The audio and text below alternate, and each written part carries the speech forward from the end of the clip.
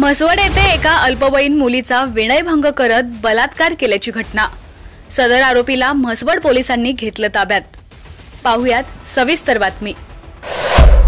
माड तालुक्यातील म्हसवड येथे एका अल्पवयीन मुलीवर बलात्कार व विनयभंग केल्याप्रकरणी म्हसवड पोलीस ठाण्यात पोक्सो अंतर्गत गुन्हा दाखल करण्यात आला असून आरोपीला पोलिसांनी तातडीनं अटक केली असल्याची माहिती सहाय्यक पोलीस निरीक्षक सखाराम बिराजदार यांनी दिली।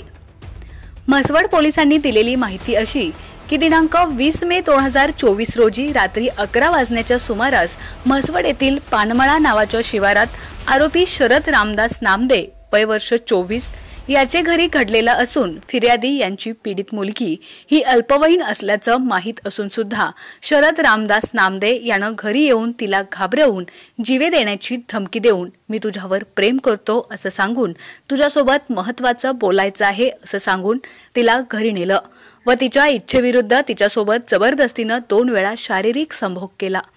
म्हणून संबंधित मुलीच्या आईने शरद रामदास नामदे याच्या विरुद्ध म्हसवड पोलीस ठाण्यात तक्रार दिली।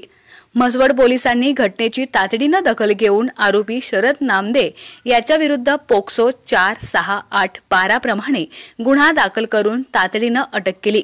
सदर गुन्ह्याचा तपास सहाय्यक पोलीस निरीक्षक सखाराम बिराजदार यांच्या मार्गदर्शनाखाली पोलीस उपनिरीक्षक अनिल वाघमोडे करत आहेत। आपला आवाज न्यूजसाठी एकनाथ वाघमोडे, दहिवडी।